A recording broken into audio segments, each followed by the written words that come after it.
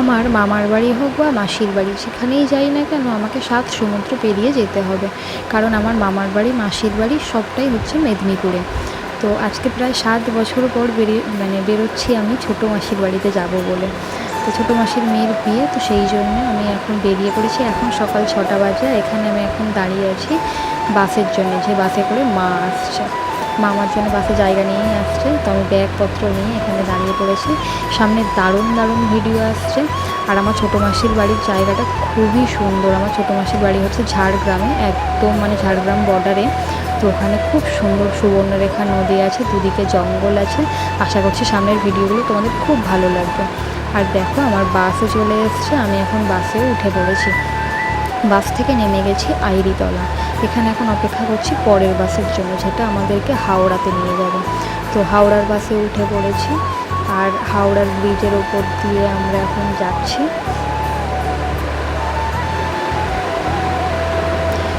তো দেখো এসে গেছি হাওড়াতে। অনেক দিন পর, 3.5 বছর পর মনে হয় এই জায়গাটাতে যাচ্ছি, এই জায়গার ওপর দিয়ে। আর এখন এখানে মা টিকিট কাটার জন্য দাঁড়িয়ে গেছে। আর টিকিট কেটে দেখো আমরা এখন ট্রেনেও উঠে পড়েছি। অনেক দিন পর লোকাল ট্রেনে উঠেছি। আর খুব মনে পড়ছিল, মাসির বাড়িতে 7 বছর পরে গেলেও আমি এই রাস্তা দিয়ে যাতায়াত করছি মনে হয় 3.5 বছর পর। কারণ আমার বিয়ে 3.5 বছর হতে যায়, 3 বছর পূর্ণ হয়ে গেছে। তো বিয়ের আগে আমি মামার বাড়িতে গেছিলাম এই রাস্তা দিয়ে, কারণ আমার মাসির বাড়ি মামার বাড়ি একই রাস্তাতেই পড়ে। মাসির বাড়িতে 7 বছর পরে গেলেও এই রাস্তা দিয়ে যাচ্ছে 3.5 বছর পর। তো খুব মনে পড়ছিল, ছোটোবেলার কথা মনে হচ্ছিল। আমি ভাই যখন মামার বাড়িতে যেতাম, এরকম জানলার ধারে বসানো খুব মারপিট করতাম, আর জানলা দিয়ে দেখতে দেখতে যেতাম। আর দেখো ট্রেনে সেই ঝালমুড়ি না খেলেই ট্রেনে উঠলেই প্রধান আকর্ষণ থাকতো, কখন ঝালমুড়ি খাবার, কখন এই কোলাঘাটের ব্রিজটা যাবে, করে দুই ভাই বোন দেখবে। তো এইসব নানা রকম কথা ভাবতে ভাবতে কখন যে ট্রেনটা খড়গপুর চলে এলো বুঝতেই পারলাম না। তো এখন খড়গপুরে নেমে গেছি ট্রেন থেকে, আর হেঁটে হেঁটে যাচ্ছি। সামনে একটা ভীষণ বড় ব্রিজ পেরোতে হবে। এই ব্রিজটা নিয়ে ছোটোবেলা থেকে আমাদের মধ্যে খুবই একটা আকর্ষণ ছিল। এতগুলো সিঁড়ি কীভাবে পেরিয়ে যাবো এইসবই ভাবতাম। দেখো এত উঁচু এত উঁচু, এত সিঁড়ি। আর মা তো খানিকটা ব্যাগপত্র নিয়ে নিয়েছে, আমারও খানিকটা ব্যাগ। তো এখন আমরা খুব ক্লান্ত হয়ে পড়েছি এতগুলো সিঁড়ি পেরিয়ে। এই ব্রিজটা পেরোনো মানেই মনে হচ্ছে যেন কোথায় কোন পাহাড় পর্বত পেরিয়ে গেলাম। খুব ভালো লাগছিল এই জায়গাটাতে দাঁড়াতে। অনেক দিন পরে যাচ্ছি তো কেমন যেন একটা ভালো লাগা কাজ করছিল, আমি না ভুলে বোঝাতে পারবো না। যতটুকু যা পারছিলাম মনে হচ্ছিল সব যেন ক্যামেরাবন্দি করে রাখি, আবার কবে আসবো তার নেই ঠিক। আর দেখো ওখান থেকে এখন আমরা উঠে পড়েছি বাসে। এই বাসটা যাবে কেশিয়াড়ি পর্যন্ত।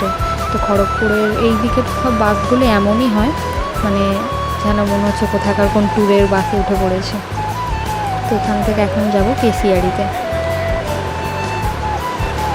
তো দেখো ছোটো মাসির বাড়ি যাওয়ার রাস্তাটা কেমন যেন বন জঙ্গল। এখানে না শুধু শালবনের জঙ্গল, ঝাড়গ্রাম যেমন হয় আর কি। তো এত সুন্দর লাগছিল রাস্তাগুলো। মা মেয়ে রাস্তা দেখতে দেখতে যাচ্ছি, বকবক করতে করতে করতে করতে কীভাবে যে সকাল থেকে এখন 1টা মতন বেজে গেছে, 5টাতে বেরিয়েছি। তো আমাদের মনে এত এত খুশি, একটুও বাইরে যে লু বইছে, এত গরম সেসব মনেই হচ্ছিল না। রাস্তাটাও এত সুন্দর লাগছিল, ভীষণ ভালো লাগছিল। অনেক দিন পর যাচ্ছি তো তার জন্য মনটা আরও বেশি পরিমাণে ভালো লাগছিল। আর কত দূরে দূরে দেখে এরকম মাটির বাড়ি দু একটা দেখা যাচ্ছে। খুব সুন্দর জায়গাটা, ভীষণ সুন্দর। তো যতটুকু যা পেরেছি সব ক্যামেরাবন্দি করার চেষ্টা করছিলাম। জানি না আবার কবে আসবো, কতদিন পরে যাচ্ছি, সেই আনন্দে যা পাচ্ছি রাস্তা দিয়ে ভিডিও করতে করতে চলে যাচ্ছি। আমার ছোটো মাসির বাড়ির জায়গাটা না খুব সুন্দর, খুব সুন্দর। আমার এরকম বন জঙ্গল নদী খুব ভালো লাগে। তো সেই জন্য না ছোটো মাসির বাড়ির প্রতি আমার একটা বিশেষ টান আছে। তো এখন আমরা বাস থেকে নেমে পড়েছি আর একটা বাসের জন্য। এই বাসটা সরাসরি যাবে কুলবনিতে। তো এখানে অপেক্ষা করছি, বাইরে প্রচণ্ড পরিমাণে গরম, পাগলি ঝুগলির মতন অবস্থা হয়ে গেছে। সেই সকালে ভোরে বেরিয়েছি, এখন 1টা-1.5টা বাজে। আর এই দেখো অপেক্ষা করার পর বাসও এসে গেছে, বাসে উঠে পড়েছি। সারাটা দিন কতগুলো যে বাস পেরালাম, ট্রেন পেরালাম, গুনতে গেলেও ভাবতে হবে পর পর মনে করে করে। বাস ছেড়ে দিয়েছে, ভাবছি কখন গিয়ে পৌঁছাবো, আর ভালো লাগছে না।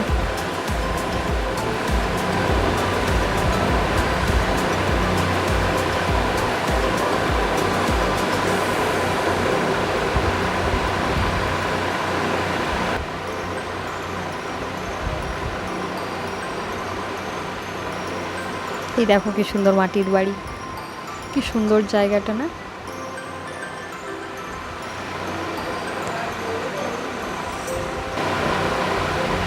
এদিকে আগে সবই প্রায় মাটির বাড়িই ছিল, এখন খুব হাতে গোনা দু একটা মাটির বাড়ি দেখা যাচ্ছে, সবই এখন পাকা বাড়ি হয়ে গেছে। কিন্তু রাস্তাঘাট খুব সুন্দর করে দিয়েছে, খুব সুন্দর চারিদিকটা।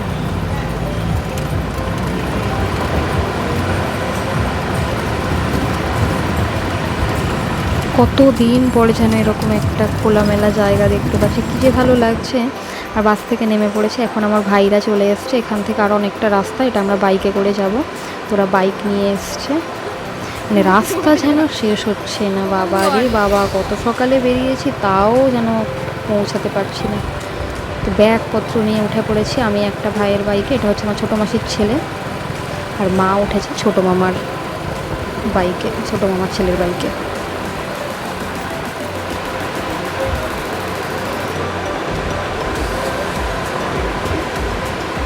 সকাল 5টা থেকে বেরিয়ে এখন 2টো বেজে গেছে, এখনও পৌঁছাতে পারিনি।